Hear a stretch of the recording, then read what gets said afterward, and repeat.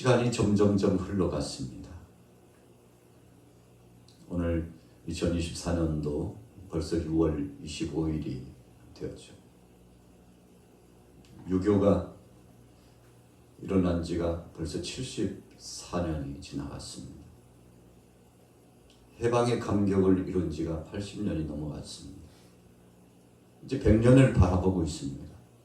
우리 한반도의 국제 정세 모든 상황을 보건대 참 신속하게 또 다른 변화를 향하여 계속 바뀌어가고 있는 것을 보게 됩니다. 어제 다르고 오늘 다릅니다. 또 오늘 다르고 내일이 달라지고 있다는 사실을 우리가 생각해 보죠. 아침이 되면 점점 저녁을 향하여서 갑니다. 저녁 시간이 되면 이제 점점 새로운 동력의 회오름이 있는 아침이 가까운다는 사실을 기억합니다. 오늘 예수님께서 사랑하는 제자들에게 또 무심령들에게 주신 말씀 가운데 무화과나무 비유의 말씀을 주시는 것은 시절을 따라서 변화가 되고 마침내 잎이 핀 다음에는 머지않아서 꽃이 피고 열매가 맺혀진다는 사실을 아주 중요한 의미로서 말씀해 주고 계시는 거죠. 세상에는 두 가지 종말이 있습니다. 첫째는 우주적인 종말이 있고 두 번째는 개인적인 종말이 반드시 옵니다. 풀이 자라지만 얼마 가지 않아서 그 풀도 시듭니다. 아침에 이슬이 내리지만 해 기온이 점점 뜨거워지고 그 열기에 따라서 모든 이슬들이 증발해버리고 흔적도 없이 사라집니다. 바람이 동쪽에서 남쪽으로 혹은 서쪽에서 북쪽으로 여러 방향으로 바람이 불어서 그 바람의 시작점이 끝나는 그곳까지 흔적이 보이지 않습니다. 눈에 잘 보이지 않아요. 나무가지가 흔들리고 또 사람의 옷맵시가 또 여러 가지 지형 지물들이 바람의 영향력을 받는 것을 보고 바람이 부는 것을 압니다. 이처럼 어떤 현상을 보고서 그렇게 진행되구나 라고 깨닫는다는 것은 참 복된 것입니다. 그러나 깨닫지 못한다는 것은 저주 가운데 가장 큰 저주라고 말씀하고 있으신 거죠. 그래서 우리가 2024년도를 살아가면서 시대적인 징조와 상황을 보면서 우리가 뭘 깨닫습니까? 주님이 오실 날이 점점 가까워 왔다는 것을 깨닫게 됩니다. 오늘날에는 이상 기온 현상이 계속 진행됩니다. 여름은 점점 더 뜨거워져 가고요. 그리고는 겨울이 자꾸만 덜 추워져 가고 어찌 보면은 맞는 현상과 같지만 그러나 겨울은 겨울답고 여름도 여름답게 적당해야 되는 것이죠. 봄도 가을도 역시 하나님께서 사계절을 뚜렷하게 해주는 대로 그 자리 그 위치에서 그 상황 속에서 진행되어야 맞는 것입니다. 그러나 그렇지 않은 것을 보면서 우리가 깨닫는 것은 우리 사람들이 이 땅에서 하나님이 잘 다스리고 관리하라고 주신 이 만물을 잘못 관리하고 하나님의 말씀 가운데 순종하고 선히 살아가야 될 인생들이 죄를 범하고 하나님 뜻을 거스리는 그 모습 자체가 심판을 자꾸만 재촉하고 있다는 사실을 발견해 보게 됩니다. 우리가 세계 도처에 보면 원자폭탄이 없는 나라가 거의 없을 만큼 많은 나라들이 이 핵폭탄을 가지고 있습니다. 또 생물학적인 또 수소 폭탄을 가지고 있어서 참 끔찍한 재앙과 이 전쟁에 발생할 수 있는 위협함이 계속 고조되고 있습니다. 심지어는 우리 한반도에도 이제 핵무기를 재배치해야 된다. 핵무기를 가장 가까운 곳에 배치해 놓고 견제해야 된다는 아주 중요한 급박한 상황까지 계속 진행되고 있지 않습니까? 자, 어디를 봐도 안전지대가 없습니다. 흉흉합니다. 혼란이 계속 가중되고 있습니다. 이런 현상을 보면 예수님께서는 깨달으라고 말씀하셨습니다. 주님 오실 날이 점점 가까워왔다는 것을 깨닫고 단단히 준비하라고 말씀을 해주고 계시는 거죠. 우리가 나이가 들고 점점 노쇠 현상이 오고 주님이 부르실 날이 가까워오면 우리가 마음을 준비합니다. 그리고 주님이 부르셔서 주님 앞에 가면 어떻게 될까? 우리 자신들을 되돌아봅니다. 여러분, 그것이 바로 우리 믿음의 사람들이 당연히 준비해야 될 것 아니겠습니까? 오늘 본문 말씀 보세요. 32절 말씀. 무화과 나무의 비유를 배우라. 그 가지가 연하여지고 잎사귀를 내면 여름이 가까운 줄 아나니. 무화과 나무에서 열매 딸 그 시간이 가까운다는 사실을 말씀해 주고 있는 것이죠. 열매를 딸 시가 가까운다는 것은 심판의 때가 가까워온다는 사실을 말씀하는 거죠. 자, 34절에 보세요. 내가 진실로 너에게 말하노니 이 세대가 지나가기 전에 이 일이 다 일어나리라. 이 일이 다 일어나리라. 우리가 24장 1절부터 보면 세상에 일어난 일을 다 말씀해 주셨죠. 예수님께서 이 땅에 오셔서 33년 동안 계시고 십자가상에 못 박혀 죽으신 이후에 부활하셔서 주께서 친히 40일 동안 제자들과 그리고 믿음의 사람들에게 부활의 기쁜 소식을 알려주시고 그들에게 다시 한번 경각심을 불러일으켜 주시고 준비하게 하신 다음에 주님께서 승천하여 올라가셨죠. 그리고는 다시 오신다고 말씀하셨어요. 사랑하는 제자들이 감람산에서 예수님께서 올라가시는 것을 보는데 구름을 타고 높이 높이 올라가시는 것처럼 보였어요. 구름 위로 올라가시니까 구름을 타고 올라가시는 것처럼 보였죠. 그런데 올라가심을 본 그대로 예수님은 다시 오신다는 기약, 이 약속을 주시고 올라가셨는데 그 이후에 사랑하는 사도들과 그리고 역사적으로 교부들과 그리고 각 지역마다 교회 시대를 열어가면서 지금까지 약 2000여 년이 지나왔는데 지금도 역시 주님을 기다리고 있죠.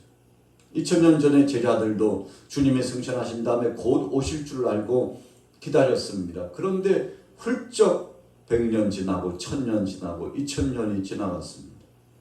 여러분, 이렇게 빠르게 신속한 세월이 지나가는데 분명한 것은 예수님께서 승천하신 이후에 무슨 일이 일어날 것인지를 알려주셨는데 그 첫 번째는 예루살렘 멸망입니다. 예루살렘이 초토화되고 멸망된대. 돌 위에 돌 하나도 남기지 않고 다 무너뜨려지리라고 예루살렘 이 유다 백성들이 심판받아 세계 속에 흩어져 가지고 유대인들이 유랑하는 세월을 살아가는데 약 2000여 년 동안 세계를 유랑하면서 살게 될 것에 대한 말씀을 주셨지 않습니까?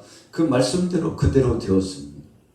난리와 난리 소문이 있겠으나 아직은 끝이 아니지만 점점 때가 가까운다고 세상의 기근과 지진과 감염병이 계속 일어날 것을 말씀했죠. 여러분, 그래서 우리 몸에 나타나는 변화를 통해서 시작점과 과정과 끝을 알죠. 역사적인 무대 가운데 어떤 사건과 사고와 그 역사적인 배경의 이야기를 통해서 시대를 우리가 분별하게 되지 않습니까? 세계 속의 열강들은 다 흔적도 없이 사라졌습니다. 로마도 헬라 제국도 역시 흔적도 없이 사라졌죠. 역사의 무대로 다 사라졌습니다. 여러분, 요즘 시대에도 보면 과거의 구소련이 흔적도 없이 사라지고 그리고는 러시아로서 새로운 나라가 진행됐지 않습니까? 중공이 사라졌어요. 그리고 지금 중국이라고 하는 이름으로서 새롭게 태동되었습니다. 그래서 우리 주변의 나라들을 보면 힘을 쓰고 강성한 것 같지만 하나님께서 높이실 때는 높이시지만 또 내리실 때는 내리신다는 사실을 보면서 우리는 두렵고 떨림으로 한 나라의 역사와 한 민족의 역사가 하나님 손에 달려 있음을 우리가 기억하는 거죠. 세계 속에 엄청난 무기가 배치되고 또 열강들이 힘자랑을 하고 있지만 언제 하나님께서 심판하시고 하나님께서 징치하실지 알 수 없는 하나님 손에 달려 있다는 사실을 우리는 너무나도 잘 알기 때문에 오늘날 이 시대를 보면서 주님이 불현들 오실 날이 가까웠다는 사실을 알고 믿음으로 준비하고 깨어 있어야 된다는 사실을 다시 한번 기억하는 것이죠. 자, 12절에 보세요. 불법이 성함으로 많은 사람의 사랑이 식어지리라. 그러나 끝까지 견디는 자는 구원을 얻으리라.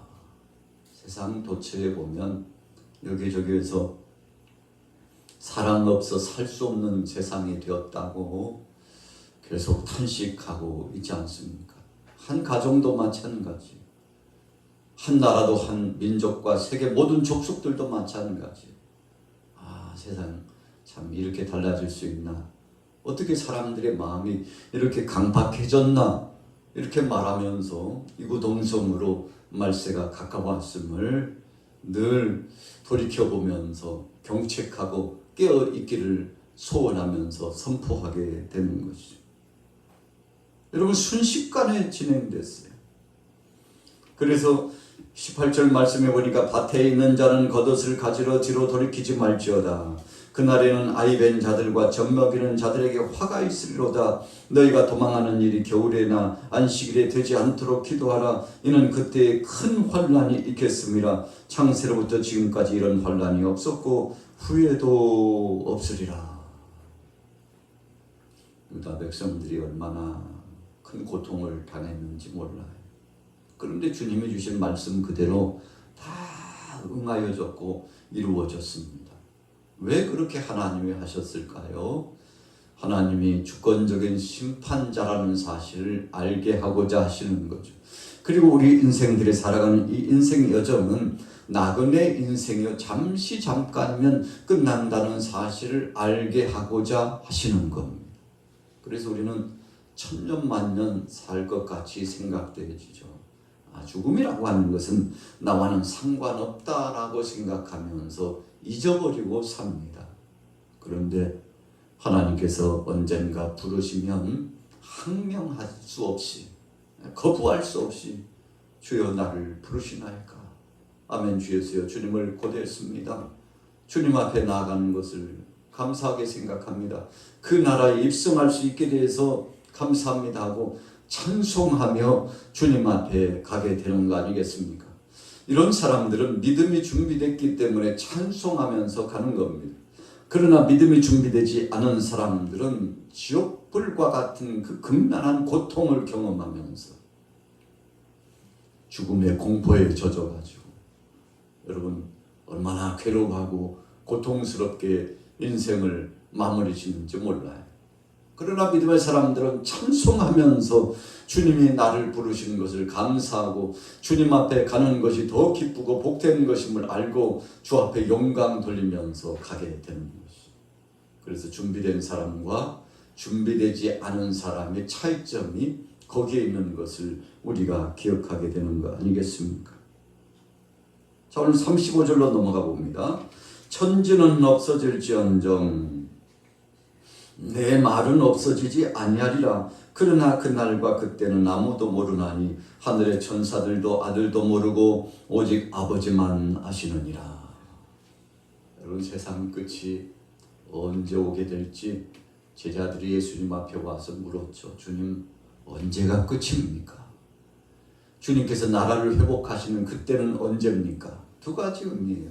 세상의 종말의 때가 언제인지 첫 번째.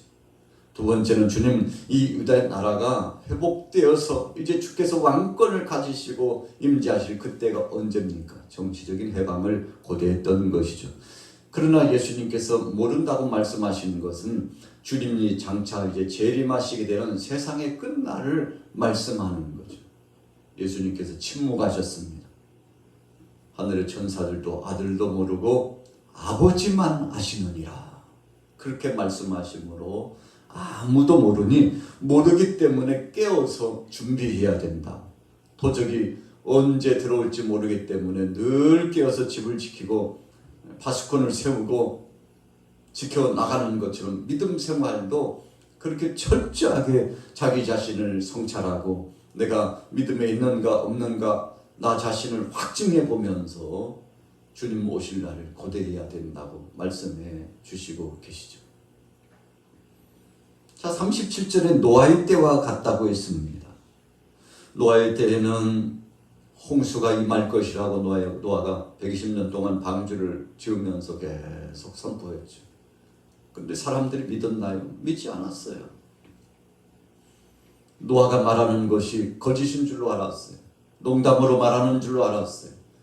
그리고 세상에 어떻게 저렇게 거대한 배가 쓸모있게 되겠느냐라고 사람들이 노아를 조롱하고 비웃었죠. 그러나 어떻게 됐나요?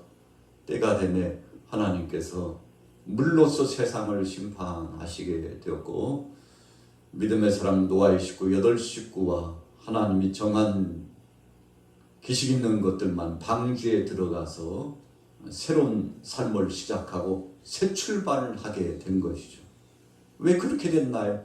그 무수하게 많은 사람 가운데 어떻게 노아의 가족 8식구만 구원받았는지 여러분 의문의 수죠. 신비의 수입니다. 참 예측할 수 없는 심판의 역사는 그렇게 온다는 사실을 우리가 깨닫게 되는 거 아니겠습니까? 그러나 하나님이 약속하신 그대로 심판은 임했다는 것입니다.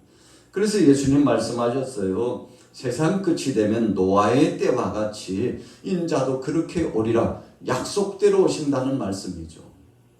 예기치 않은 그때의 순식간에 도적같이 오신다는 말씀입니다.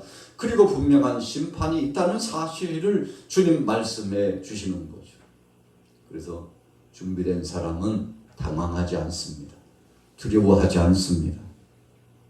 학교에서 시험을 치르게 되는데 시험 공부가 잘 준비된 학생은 걱정할 거 없습니다. 그냥 평시처럼 지냅니다. 왜 그런가요? 다 준비가 되었기 때문에 그런 것이죠.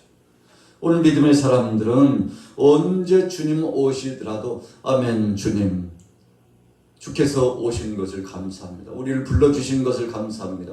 부활의 영광스러움을 체험하고 심판의 때가 온 것을 감사합니다. 여러분 주님 앞에 찬송과 영광을 돌리면서 경배하게 된다는 것이죠. 자, 40절 보세요. 그때에 두 사람이 밭에 있음에 한 사람은 데려가고 한 사람은 버려둠을 당할 것이요 두 여자가 맷돌질을 하고 있음에 한 사람은 데려가고 한 사람은 버려둠을 당할 것이니라. 그러므로 깨어 있으라. 어느 날에 너희 주가 임할는지 너희가 알지 못함이니라. 언제 주님 오실지 알지 못하기 때문에 깨어 있으라고 말씀을 주시고 계십니다.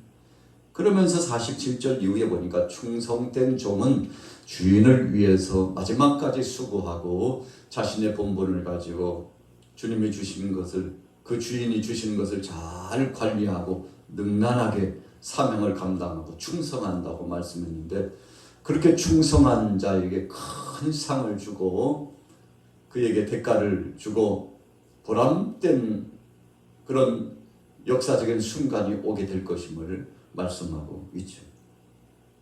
그래서 뭐라고 말씀하고 있나요? 46절에 주인이 올 때 그 종이 이렇게 하는 것을 보면 그 종이 복이 있으리라. 오늘 본 말씀을 마무리합니다. 우리는 어제나 오늘이나 영원토록 동일하신 하나님을 믿습니다. 그러므로 늘 준비하고 삽니다. 여러분 그래서 준비된 사람은 긴장감이 있습니다. 준비된 사람은 하나님 영광을 위하여 기쁘고 복된 삶을 살아가되 사명감을 가지고 살아가는데 오늘 하루도 오늘 저와 여러분들이 이런 믿음을 갖고 주님 언제 오시든지 주님 고대하는 믿음을 갖고 충성된 자로 불림을 받는 그 믿음의 생활로 승리하게 되시기를 예수님의 이름으로 축원합니다. 잠시만요.